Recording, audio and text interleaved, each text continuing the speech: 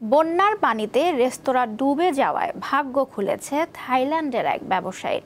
দেশটির নাখেন পাথুম প্রদেশে হাঁটু পানিতে নিমজ্জিত একটি রেস্তোরাঁয় ভিড় করছেন গ্রাহকরা, কারণ সেখানে বসে খাওয়ার পাশাপাশি মাছের সাথেও সময় কাটানো যায়।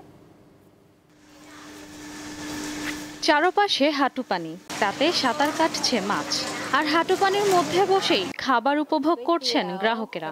এটি কৃত্রিমভাবে তৈরি দামি কোনো 5 তারকা হোটেল নয়, থাইল্যান্ডের নদীর ধারের একটি সাধারণ রেস্তোরাঁ।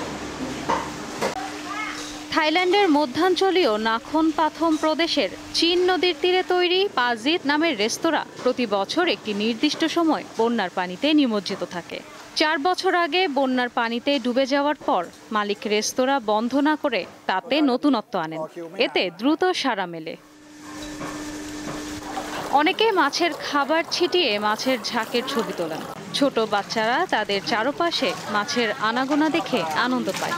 জলমগ্ন পরিবেশের মধ্যে ওয়েটাররা সতর্কতার সাথে এক টেবিল থেকে অন্য টেবিলে খাবার পৌঁছে দেন।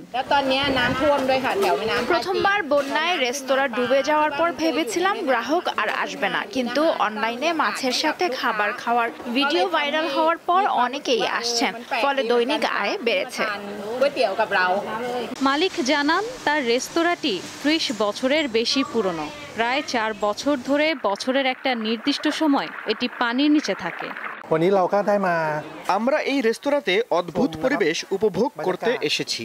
এখানে প্রচুর মাছ রয়েছে, তাদের খাবার খাওয়াচ্ছি। পায়ের সাথে মাছের স্পর্শে মনে হচ্ছে যেন আমরা কোনো হেলথ স্পাতে আছি।